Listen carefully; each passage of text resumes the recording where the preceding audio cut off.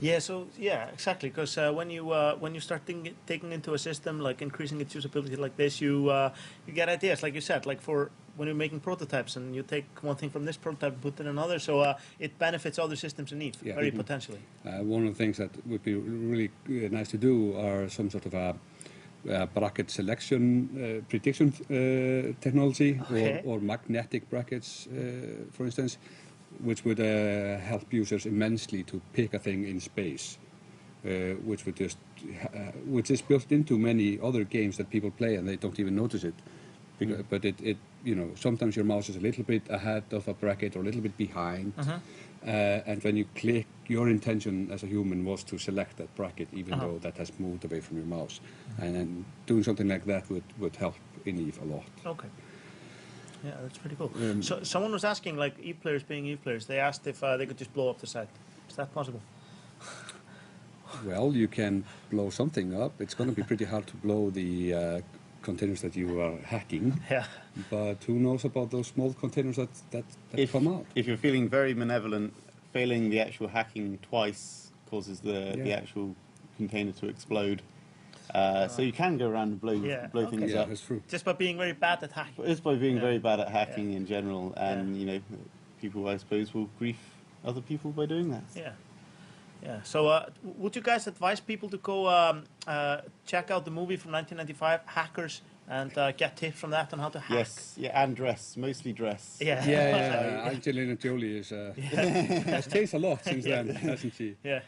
So go put on those hacker clothes and go hack in space. And listen to the music in Hackers. You also have to scream "Hack the Planet" every available opportunity. Yeah, we're gonna see a lot of people with like their swimming goggles in front of the computer, spiky hair.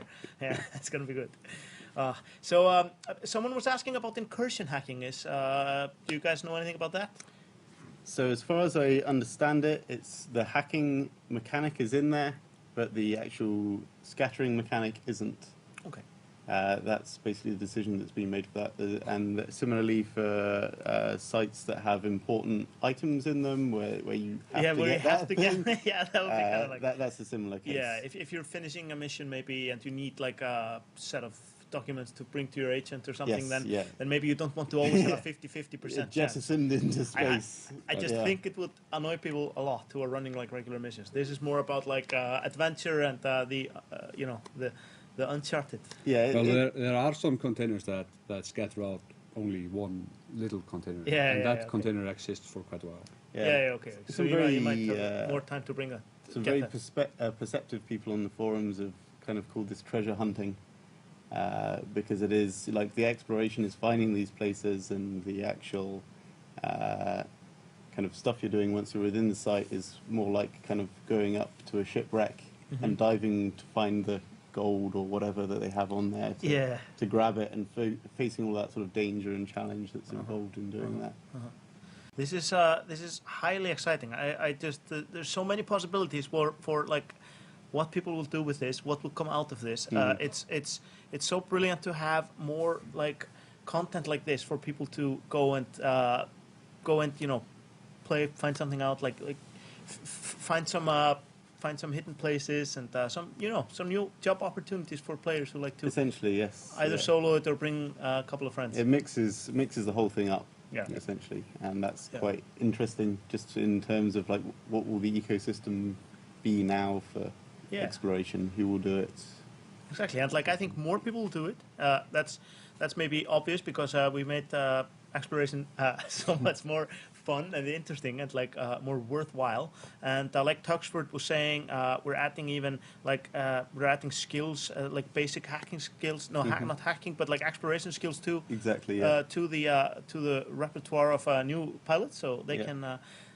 So it's considered like a very a basic thing to do now, and then you can improve upon it, of course, and go deeper and deeper. And one of the other things to mention that I forgot is that all of the hacking skills and ship bonuses and other sort of module bonuses and things like that continue all the way through the actual hacking mechanic itself. So if you've skill 4 or 5, that does make a difference, and your T1 frigate gives you an advantage, a T2 frigate gives a better advantage, and so forth.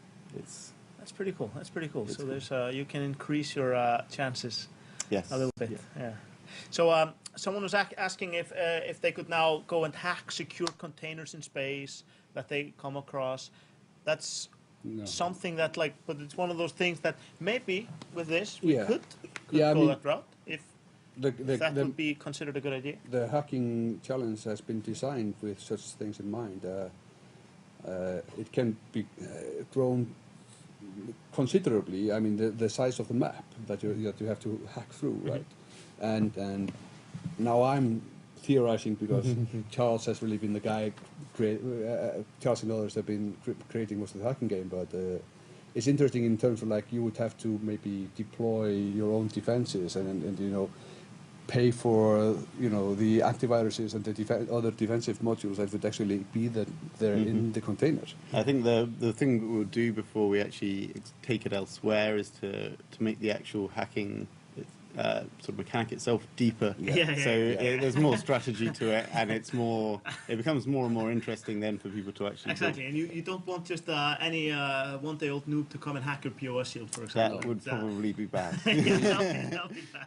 On the paper prototype for the hacking game that we had, which was basically just Magic Gathering cards, hiding away printed out paper cards. That was the Eve, and then replaced with the Eve. Then we had some more interesting defensive software available that we just haven't been able to implement yet at this stage. So it's going to be interesting once that goes deeper. Now, as for the ability to just click on a thing and take it in space, that does not necessarily have to be only tied with this feature, the scattering. And now I'm just talking out of my ass, but one of the things a feature that we're interested in looking at has something to do with moons and rating some minerals. Okay. So there's possibilities that we are looking into. We can expand both of these features in separate directions while deepening them where they already exist. That's like we said, that's really one of the interesting things of making new systems like these, is that they open new doors. New doors that you have to hack. Exactly. Maybe the door. Maybe hack the door. Talking about exactly. I bet a lot of people would spend some time trying to hack that door. Maybe she could hook that up. So is your team doing anything else that you'd like to mention before we wrap this up? No, we've been a very small team to start off with. There was just 3 of us at the beginning of the sort of Odyssey release, and we've kind of gradually grown larger and larger as we've needed different specializations to come and help us. So we've been very much focused specifically on this. Who knows what we'll be doing next? We'll definitely be iterating on what we've put out, but from where we go from here is a blank sheet right now. There's plenty of opportunities. And the players can help shape our decision-making in the future by the way they use our features and what they tell us they want. So go use this stuff. You can go on CC right now, or you can wait until Tuesday and play it on Tranquility and tell us how you like it. Give us feedback, and we will take a hard look at all of it. Yep. So we're gonna bring CCP Fossey back on the set for a little bit and wrap things up. And you guys are welcome to stay with us. Well, I guess we will. Yeah. Otherwise, we have a few minutes left, so we're getting really excited for Odyssey. There you go. Yes. Not many people know this, but Fossey is a prototype product of Team Prototyping Rocks. Yeah, he walked out of our prototype. We're not entirely sure where he came from. Nobody knows, but there's a lot of theories. So, how was it? Good fights earlier? Yeah, good fights. Battleship fights 1v1s are always a little bit slow, so there's always that downside. But no, it was good. It was good to show off some of the new ships, and I did well when I wasn't completely outmatched ship-wise. Yeah. Those ships are pretty brilliant. We're going to be people are going to have so many ships to fly around in. I mean, I'm guessing most pilots in EVE, if not, I mean, probably everybody is going to have a few ships laying around that have been rebalanced. And, at this point, I mean, we're getting close to half of all the ships in EVE rebalanced. definitely by the winter we'll have passed the halfway point. Yeah. And then we just keep on going, and that includes things like shuttles, which aren't going to need very many big tweaks. Yeah, we're not gonna make them like we're not gonna give them any major like big Maybe a guns. Doomsday. Yeah, maybe a Doomsday. Yeah, Yeah. get them to take out POSs and stuff. That would be nice. It'd be useful.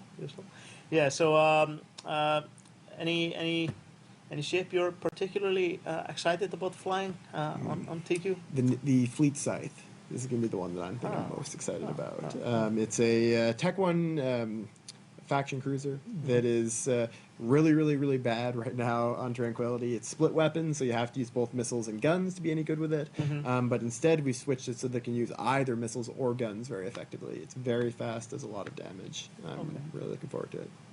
Okay, cool. So the people on Twitch should post the ships now that they're looking most forward to flying on TQ after the balancing changes. If you've been trying it out, so yeah, death to all split weapons. Someone says split weapons can be done right. Yes, but they can to be be done done right, right, that's you true. have to be able to choose between the weapons. We can't be forcing you to use both Both at two the different same types time, of high yeah, slot yeah, weapons. That's not Yeah. good. It was always kind of fun to fit the Typhoon with those you know having autocannons and torpedoes. It's kind of cool. It was a but nice it's, pride thing because it required some of the skill points. Yeah, I know. But it took all those skill points and all that effort to get to a ship that really wasn't that great. Didn't in the match end up anyways. to the No. ones that are more focused on like and having to have like two types of damage. And the new mods one and with the stuff, new like, cruise missiles is gonna be pretty yeah, awesome. yeah. Looking forward to playing it. It's a good ship. It's a good ship.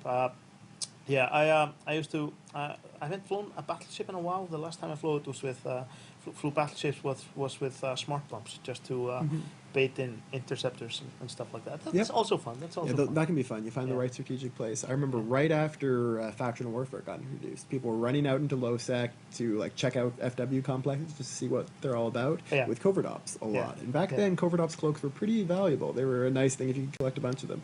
So I would sit at the unrestricted complexes in LowSec with a smart bombing battleship just running constantly insured, and then I'd switch alt tab out and then alt tab back to that whenever I heard your sec status has been lowered audio.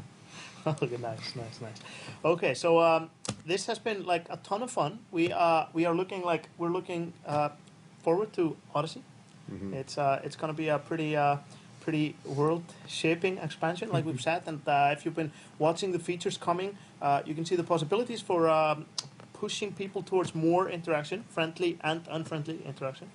Plenty of opportunities for pirates and plenty of opportunities for adventurers who like more friendly gameplay. And for industrialists and miners, and there's stuff for Like everyone. In this. the low-sec changes, making it more nice to live in low-sec for industrialists, for example. So, I think it's going to be very cool. I'm looking forward to seeing what everybody does with it. That's the most exciting part about it. For me. That's the most Because like exciting we can part. make all of our plans about what we think a feature is going to be used for, but it's always going to end up differently because our players are always going to come up with something better than what we thought of. Yeah. With full respect to our players, it feels like kicking an anthill to see what happens. yeah. It's like it's kind of true. It's kind of true. The ants have lasers. There's Lots and lots of lasers. There's and they bite too. They bite hard. So people have to be careful out there if they're alone scanning and not watching their back. So bring friends and go hack stuff and get rich, and it's gonna be pretty.